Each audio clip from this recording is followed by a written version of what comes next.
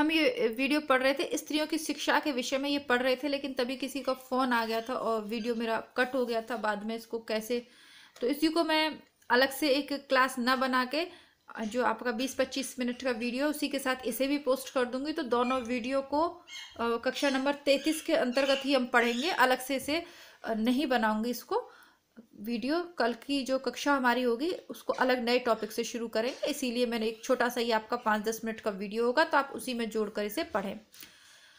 इस प्रकार हम देखते हैं कि अदालती भाषा उर्दू बनाई जाने पर भी विक्रम की 20वीं शताब्दी के आरंभ के पहले से ही हिंदी खड़ी बोली गद्य की परंपरा हिंदी साहित्य में अच्छी तरह चल पड़ी। अब इस सब प्रकरण को पढ़ने समझने के बाद हमें क्या पता चलता है, ये निष्कर्ष निकलता है कि अदालती भाषा उर्दू बनाई जाने पर भी विक्रम की 20वीं शताब्दी के आरंभ के पहले से ही हिंदी खड़ी बोली गद्य परंपरा हिंदी साहित्य में अच्छी तरह चल पड़ी, यानी साहित्य में गद्य की परंपरा भी चल पड़ी। उसमें पुस्तकें छपने लगी, यानी खड़ी बोली गद्य में पुस्तकें छपने लगी, अखबार निकलने लगे, लेकिन पद्य की भाषा ब्रजभाषा ही बनी रही। अब अंग्रेज सरकार का ध्यान देशी भाषाओं की शिक्षा की ओर गया और उसकी व्यवस्था की बात सोची जाने लगी। हिंदी को अदालतों से निकलवाने में मुसलमानों को सफलता हो चुकी थी। अब वे इस प्रयत्न में लगे कि हिंदी को शिक्षा क्रम में भी स्थान न मिले। जैसा कि मैंने आपसे कहा कि कोई भी अच्छा या बुरा नहीं होता, ये सब राजनीतिक कारणों से चीजें होती हैं और लोग अपने निहित स्वार्थ के लिए जाति को बदनाम करते हैं। अब इनका ये कोशिश कर रहने लगी कि हिंदी को शिक्षा क्रम में भी स्थान ना मिले, उसकी पढ़ाई का भी प्रबंध ना होने पाए। अतः सर्वसाधारण शिक्षा के लिए जब जगह जगह मदरसे खुलने की बात उठी और सरकार यह विचार करने लगी कि हिंदी का पढ़ना सब विद्यार्थियों के लिए आवश्यक रखा जाए, तब प्रभावशाली मुसलमानों की ओर से गहरा विरोध खड़ा किया गया। यहाँ तक कि तंग आकर सरकार को अपना विचार छोड़ना पड़ा और संवत 1905 सन 1948 में यह सूचना निकाली गई। सोचिए कितना विरोध करा। जैसे कि आज भी भारत हिंदी को संघ भाषा नहीं, राजभाषा एक कागजों में ही है। जब भी हिंदी को राजभाषा या इसका उपयोग करने की या इसे लागू करने की इस नियम को बात होती है, दक्षिण की तरफ से इसका विरोध उठ जाता है। तो वो दक्षिण के सभी लोग नहीं करते, कुछ राजनीतिक संगठन, कुछ प्रबुद्धशाली लोग हैं जो राजनीतिक निहित स्वार्थों के लिए हिंदी को आज भी राष्ट्रभाषा या देश भाषा नहीं बनने देते, है ना।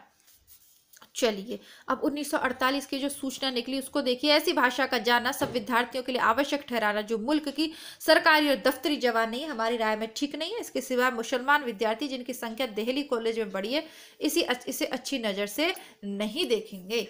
हिंदी के विरोध की यह चेष्टा बराबर बढ़ती गई। संवत 1991 के पीछे जब शिक्षा का पक्का प्रबंध होने लगा, तब यहाँ तक कोशिश की गई कि वर्नाकुलर स्कूलों में हिंदी की शिक्षा जारी ही ना होने पाए। विरोध के नेता थे सर सैयद अहमद साहब, जिनको अंग्रेजों के बीच बड़ा मान था। वे हिंदी को एक गंवारी बोली बताकर अंग्रेजों को उर्दू की ओर झुकाने की लगातार चेष्टा करते रहे। सर सैयद अहमद कहाँ? अलीगढ़ मुस्लिम विश्वविद्यालय। खैर ज़्यादा इस बारे में बात नहीं करूँगी, कक्षा को समाप्त करेंगे जल्दी से।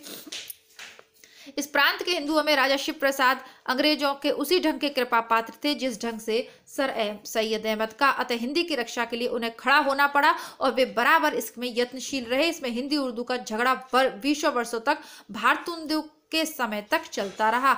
गारसा दतासी एक फ्रांसीसी विद्वान थे जो पेरिस में हिंदुस्तानी या उर्दू के प्राध्यापक थे। उन्होंने संवत 1896 में हिंदुस्तानी साहित्य का इतिहास लिखा था, जिसमें उर्दू के कवियों के साथ हिंदी के भी कुछ विद्वान कवियों का उल्लेख किया था। ये सब हम पढ़ चुके हैं शुरू में, है ना।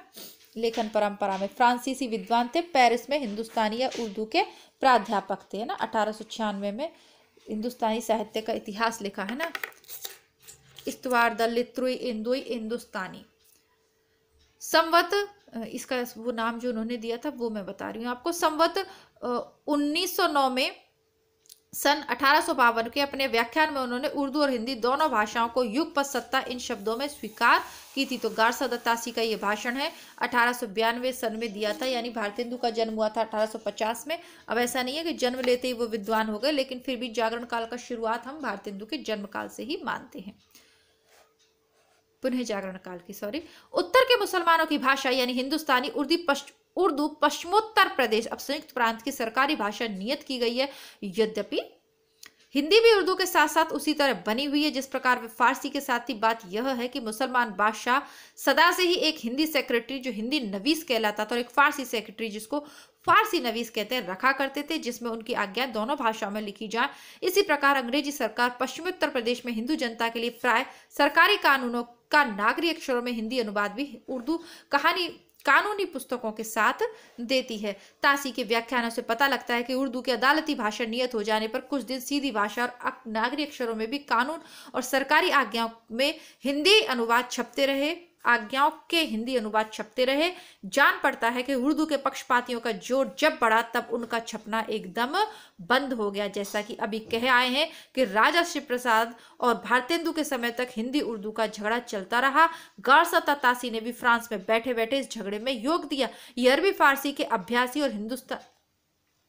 और हिंदुस्तानी या उर्दू के अध्यापक थे। उस समय के अधिकांश और यूरोपियन के समान उनका भी मजहबी संस्कार प्रबल था। जहां जब उर्दू हिंदी का सवाल उठा तब सर सैयद अहमद खां, जो अंग्रेजों से मेलजोल रखने की विद्या में एक ही थे, हिंदी विरोध में और बल लाने के लिए मजहबी नुस्खा भी काम में लाए। अंग्रेजों को सुझाया गया कि हिंदी हिंदुओं की जबान है जो बुत परस्त है, और उर्दू मुसलमानों की जिनके साथ अंग्रेजों का मजहबी रिश्ता है, दोनों सामी या पैगंबरी मत के मानने वाले हैं। जैसा कि मैंने आपको क्लियर किया, आप सभी पढ़े लिखे विद्वान हैं। जब भी किसी पुस्तक को पढ़ें, आप कॉलेज में प्राध्यापक बनने जा रहे हैं, अपना जो सोच है ना उसको एकदम खुली रखें।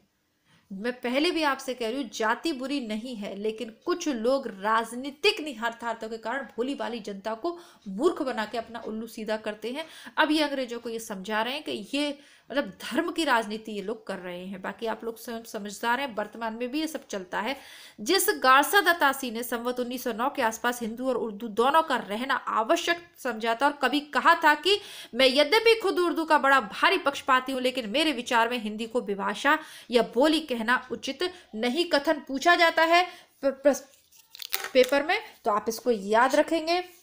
ये उनके विचार थे। बाद में वही गारसा तासी आगे चलकर मजहबी कट्टरपन की प्रेरणा से सर सैयद अहमद की भरपेट तारीफ करके हिंदी के संबंध में क्या फरमाते हैं कि इस वक्त हिंदी की हैसियत भी एक बोली डायलेक्ट की सी रह गई है, जो हर गांव की में अलग अलग ढंग से बोली जाती है। प्रभाव आ गया इन पर, है ना, क्योंकि इन लोगों के राजनीतिक स्वार्थ एक हो गए, है ना। तो बस यही सब है ना, चोर चोर मौसेरे भाई वाली स्थिति हो गई। तो गारसा तासी भी अपने जो शोध कार्य उन्होंने किया, जो ग्रंथ लिखा, उससे पलट गए। हिंदी उर्दू का झगड़ा उठने पर आपने मजहबी रिश्ते के ख्याल से उर्दू का पक्ष ग्रहण किया और कहा कि हिंदी में हिंदू धर्म का आभास है। वे हिंदू धर्म जिसके मूल में बुत परस्ती और उसके अनुषांगिक विधान है, इसके विपरीत उर्दू में इस्लामी संस्कृत और आचार व्यवहार का संचय है। इसलिए इस्लाम भी सामी मत है और एकेश्वरवाद उसका मूल सिद्धांत है। इसलिए इस्लामी तहजीब में ईसाई या मसीही तहजीब की विशेषताएं पाई जाती हैं। एकेश्वरवाद है इस्लाम में, और हिंदू धर्म में क्या है, बहुभाषीयता। तो धर्म की बात है ना, भाषा से इसका कोई लेना नहीं था, लेकिन भाषा को धर्म से जोड़कर राजनीति की गई और हिंदी को अधिकाधिक पीछे धकेला गया। आज भी, तब भी षड्यंत्र होते थे, उसके बाद भी हुए, आज भी हो रहे हैं। गजब की बात यह है कि सब लोग जानने समझने के बाद भी, जो समझदार लोग हैं, सत्ता में बैठे लोग हैं, वो ताकि वोटों की राजनीति होती रहे, हिंदी को वो स्थान और वो गौरव नहीं मिल पाता जिसकी वो अधिकारिणी है। आगे देखते हैं। सन 1927 में अपने व्याख्यान ने साफ खोलकर कहा, मैं सैयद अहमद खां जैसे विख्यात मुसलमान विद्वान की तारीफ में और ज्यादा नहीं कहना चाहता हूं। उर्दू भाषा और मुसलमानों के साथ मेरा जो लगाव है वह कोई छिपी हुई बात नहीं है। मैं समझता हूं कि मुसलमान लोग कुरान को तो आसमानी किताब मानते ही हैं, एंजिल की शिक्षा को भी अस्वीकार नहीं करते, पर हिंदू लोग मूर्ति पूजक होने के कारण एंजिल की शिक्षा नहीं मानते। परंपरा से चली आती हुई देश की भाषा का विरोध और उर्दू का समर्थन कैसे कैसे भावों की प्रेरणा से किया जाता रहा है, यह दिखाने के लिए इतना बहुत है। विरोध प्रबल होते हुए भी जैसे देश भर में प्रचलित अक्षरों और वर्णमाला को छोड़ना असंभव था, वैसे ही परंपरा से चले आते हुए हिंदी साहित्य को भी, अतः अदालती भाषा उर्दू होते हुए भी शिक्षा विधान में देश की असली भाषा हिंदी को भी स्थान देना ही पड़ा। काव्य साहित्य प्रचुर परिमाण में भरा पड़ा था, अतः जिस रूप में वह था उसी रूप में उसे लेना ही पड़ा। गद्य की भाषा को लेकर खींचतान आरंभ हुई। इसी खींचतान के समय में राजा लक्ष्मण और राजा शिव प्रसाद मैदान में आए। अपनी कहानी का आरंभ ही उन्होंने इस ढंग से किया जैसे लखनऊ के भाण घोड़ा कुदाते हुए महफिल में आते हैं। तो ये अभी कहीं पे आया होगा, हमने ध्यान नहीं दिया था, 1 नंबर वहां लिखा था, वहां इसको पढ़ना था। खैर संदर्भ इन्होंने दिया है। तो इसी के साथ ये स्पष्ट हो गया कि किस प्रकार हिंदी का गद्य की भाषा उर्दू शब्दों से युक्त रहने जाने के लिए युक्त हो, इसके लिए प्रयत्न किया गया। सब कुछ हम पढ़ चुके हैं। जो अगला जो हमारा टॉपिक होगा गद्य साहित्य का आविर्भाव प्रकरण 2, वो नेक्स्ट कक्षा में करेंगे। दर्द हो रहा है, अच्छा बेटा।